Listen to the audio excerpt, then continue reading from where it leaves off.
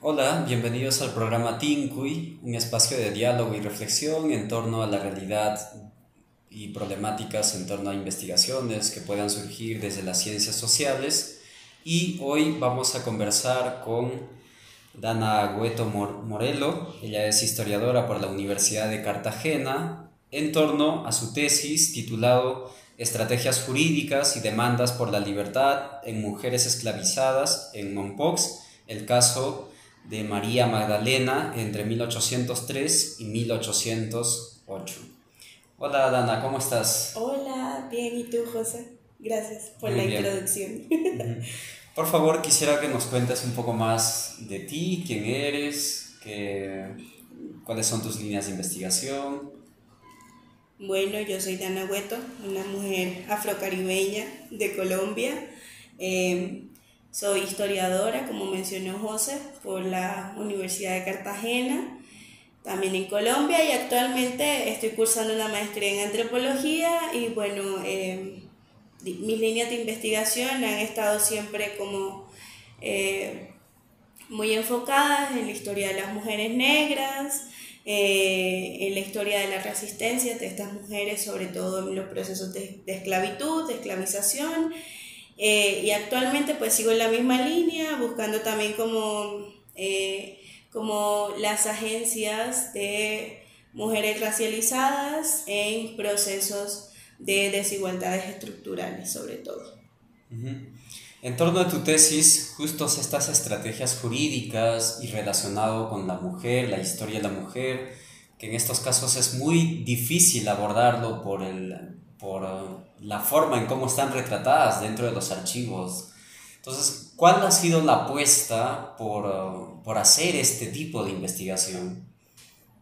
Bueno, yo creo que en general sí, lo que dice es muy difícil, y creo que a los archivos, al campo en general, hay que ir con una mirada como muy crítica, como quizás bastante deconstruida de lo que podamos encontrar allí, y creo que esa es la mayor apuesta y creo que ese es el mayor reto también. Eh, Como científicos, científicas sociales, estamos llamados a una ciencia social que realmente dé cuenta de procesos, no solo en términos generales, sino también como muy específicos, y que nos den cuenta, ¿no?, de todos esos intersticios en el pasado, en el presente. ¿Y puedes comentarnos un poco de qué trata la tesis? ¿Cuál es el argumento central?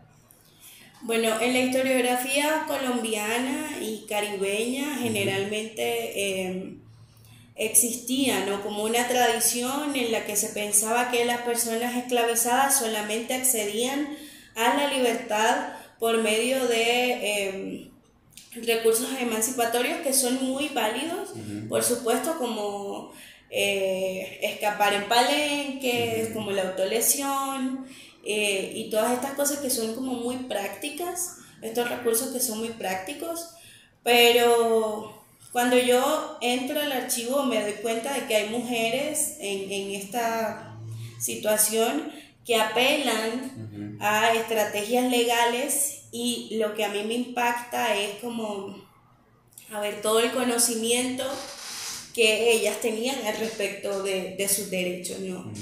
Entonces, claro, una de las primeras hipótesis que yo planteo es que estas mujeres reconocían, sabían a qué tenían derecho, y además de eso, podían usar a su favor unos códigos que, si se leen así como muy superficialmente, solamente servían a las personas, como le decían en la literatura historiográfica, como a personas libres de todos los colores, pero no específicamente a personas esclavizadas.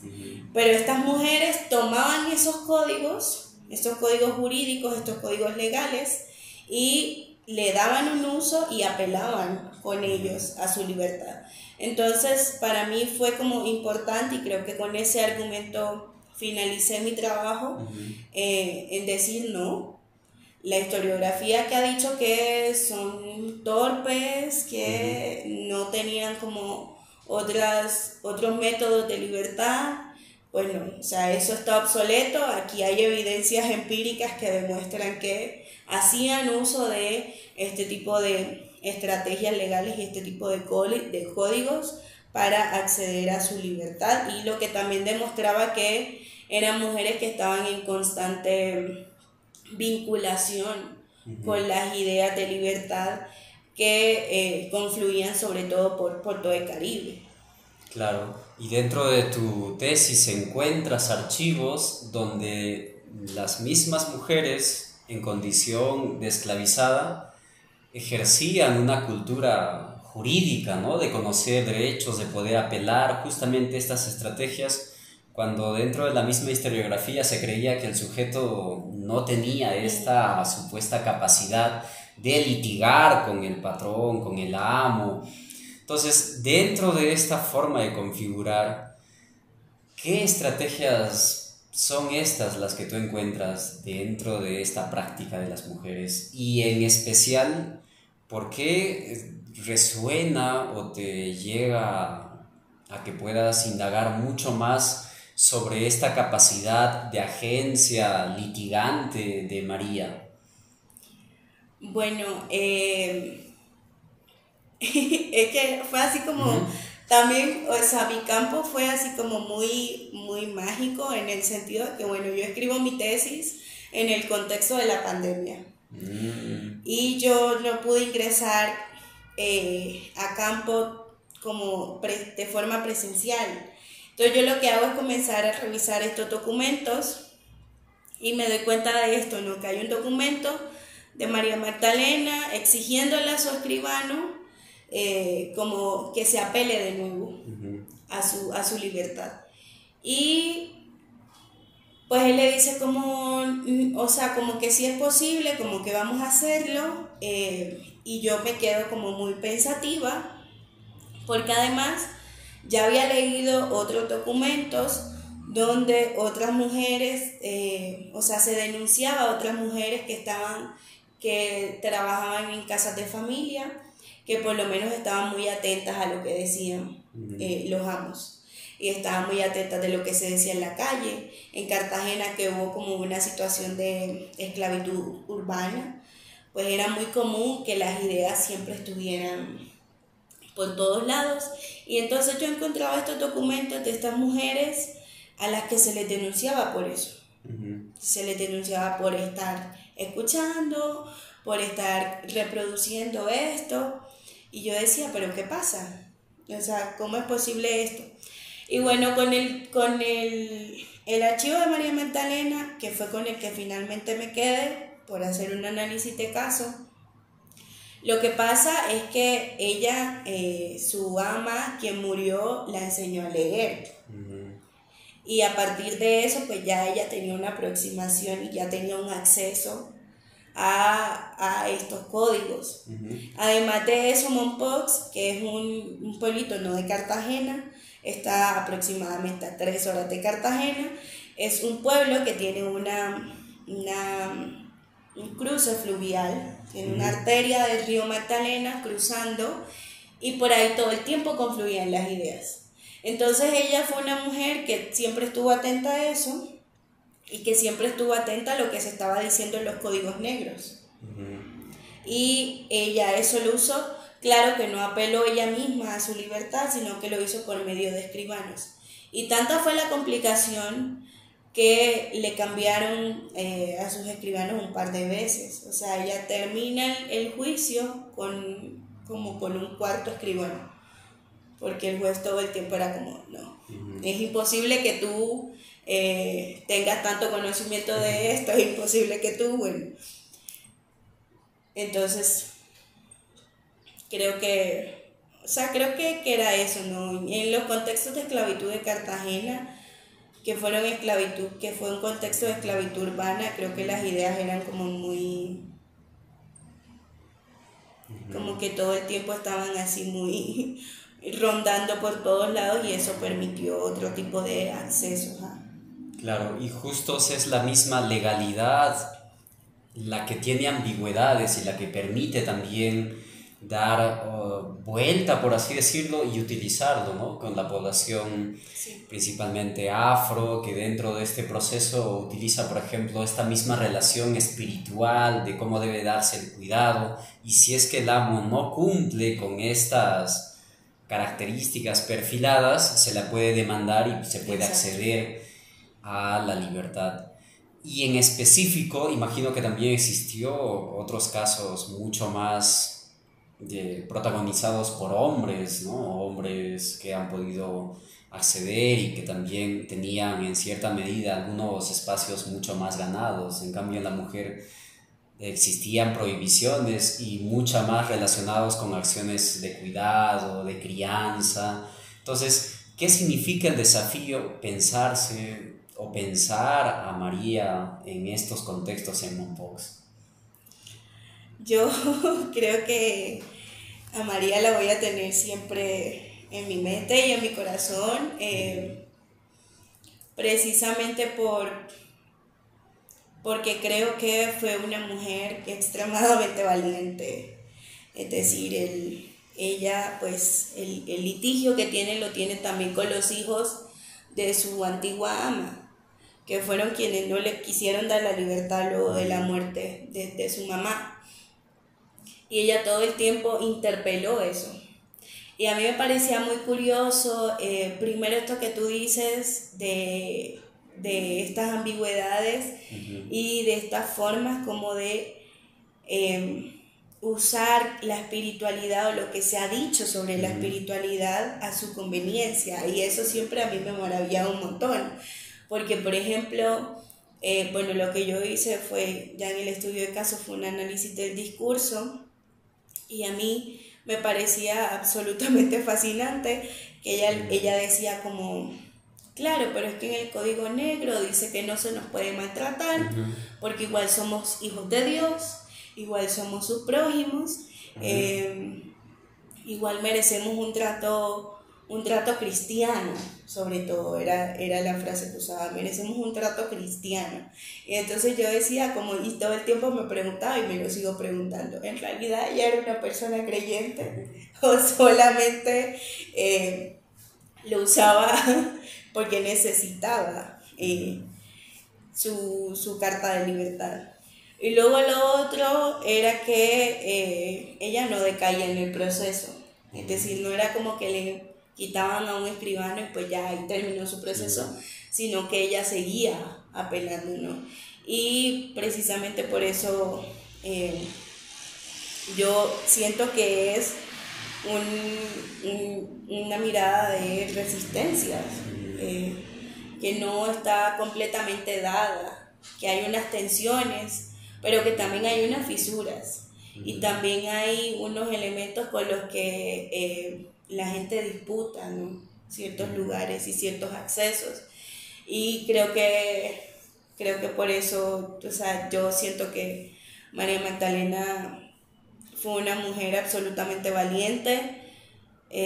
También entiendo todo el sufrimiento por el que tuvo que pasar. Estaba en una situación de esclavitud urbana igual, pero a ver, el hecho de que los hijos de su ama no quisieran darle la libertad también la sometía a unas violencias, sobre todo simbólicas y psicológicas, y supongo que verbales también y físicas.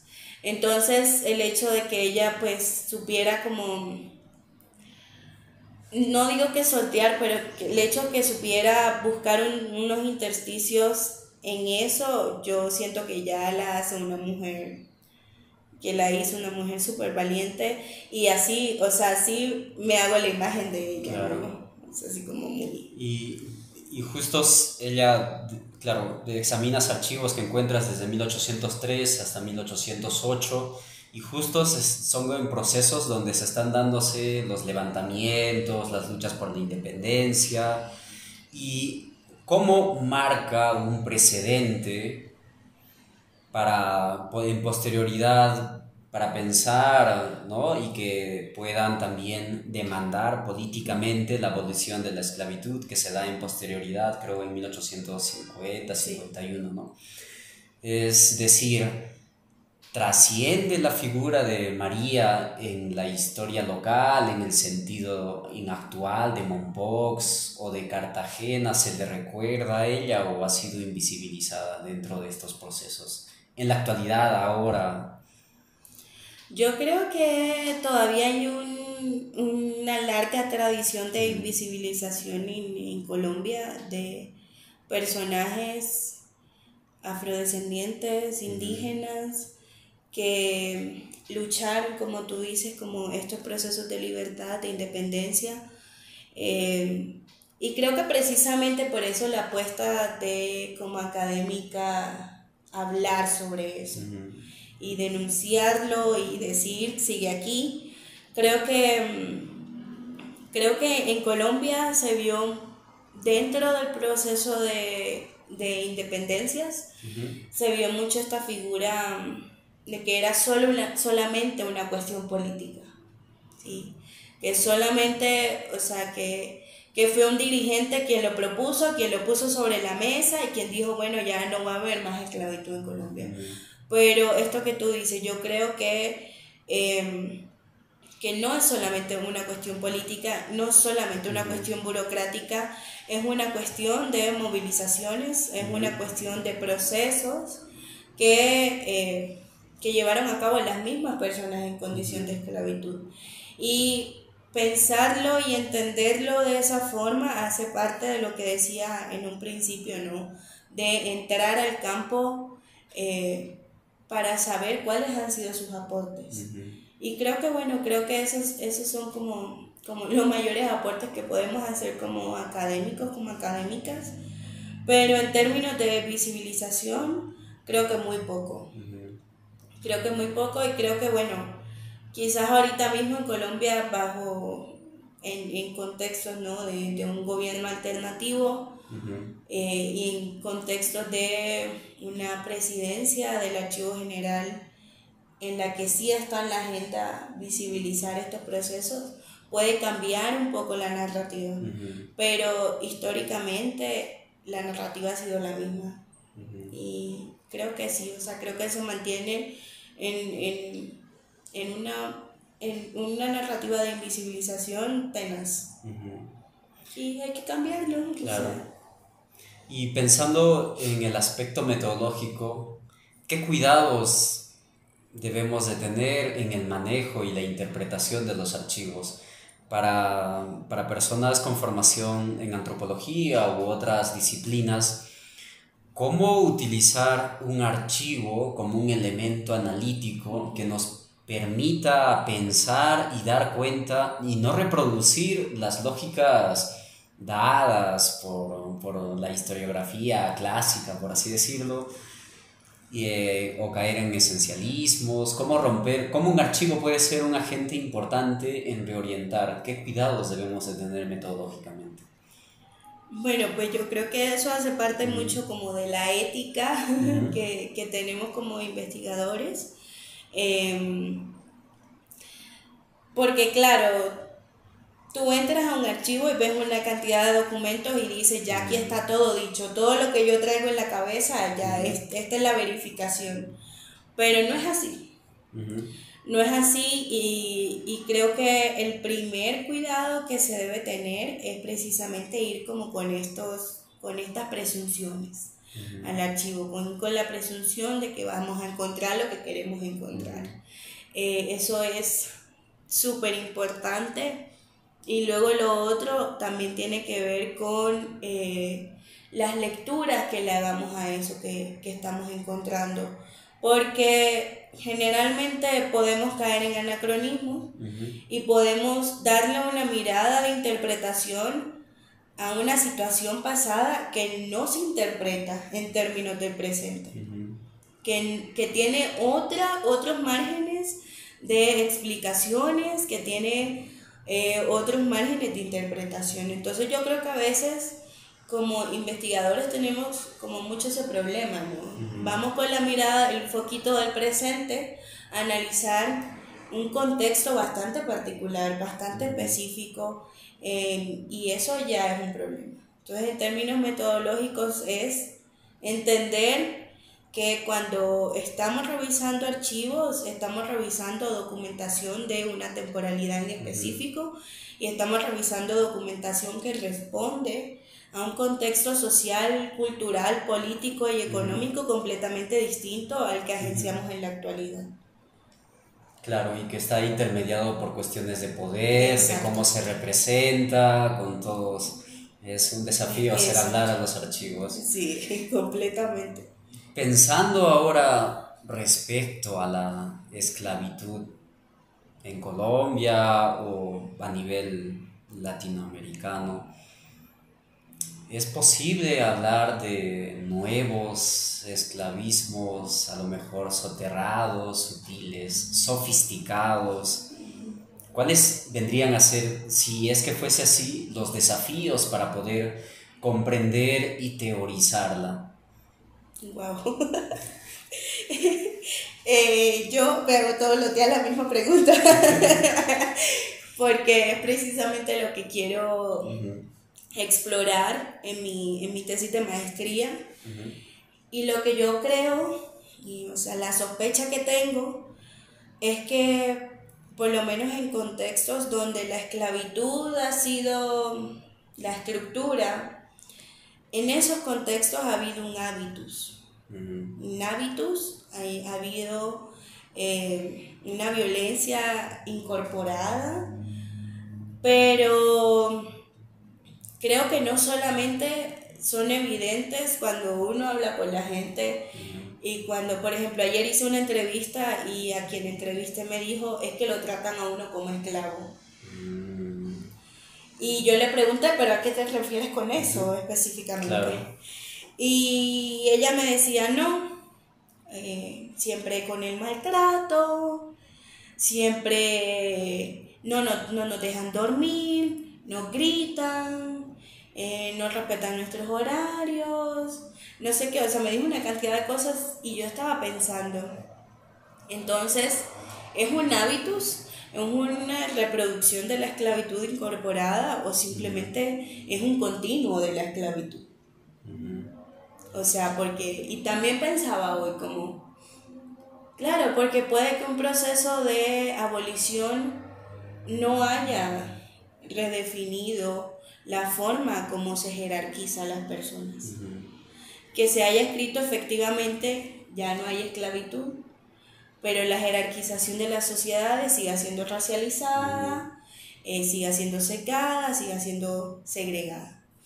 Entonces yo creo que puede que exista un hábitus incorporado, pero también existen unas prácticas muy específicas que nos dan cuenta de forma práctica que todavía hay conductas esclavistas. Lo vemos en Ecuador con el caso Furicagua, personas en unas condiciones terribles laborales. Lo vemos en Colombia también. Lo vemos incluso en las dinámicas migratorias. Entonces creo que sí hay prácticas como muy particulares que nos dan cuenta de un proceso de esclavitud, un proceso de continuación de la esclavitud. Y en esa línea de estas maneras, ¿no?, encarnadas, vueltas a hábitos, ¿cómo o qué líneas son necesarias de investigación o que podrías sugerir en torno a tu tesis de licenciatura y en la actualidad repensando también con nuevas miradas distintos procesos de explotación, deshumanización que se da en América Latina para quienes deseen o quieran hacer investigaciones enmarcados en esta intersección entre raza, género, clase? ¿Qué opciones podrían ir rastreando e investigando para dar cuenta de ello? Pienso que, o sea, una de las opciones puede ser la de colonialidad, pensarse los procesos desde qué tanto, o sea, porque claro, en la academia decimos como, sí, la de colonialidad y teorizamos sobre eso, pero ¿qué tanto es realmente? ¿Hasta qué punto llega a ser y llega a haber una descolonización, sobre todo mental? Pero en esa misma línea, o más bien como en contraposición, hay que pensar la colonialidad. ¿De qué forma la colonialidad nos ha encarnado? ¿De qué forma todavía existen unos procesos de colonialidad? Creo que esos dos esos dos marcos analíticos siempre hay que conjugarlos, no hay que alejarlos unos de otros, sino más bien analizarlos conjuntamente. Y bueno, eso que tú dices, creo que también un poco las teorías de la interseccionalidad o las teorías de la dominación nos ayudan un poco como a esclarecer todo eso. Entiendo, muchas gracias. Estamos conversando hoy con Dana Hueto Morelo, ella es historiadora de la Universidad de Cartagena, en torno a su tesis Estrategias jurídicas y demandas por la libertad en mujeres esclavizadas en Mompox, el caso de María Magdalena de 1803 a 1808. Y además, que nos planteaba un poco sobre determinadas líneas de investigación que podríamos hacer, ¿no? Entonces, este programa también surge y parte desde el Colegio Profesional de Antropólogos del Perú, del Consejo Directivo Descentralizado de la región de Ayacucho. Muchas gracias por sintonizarnos. Hasta otra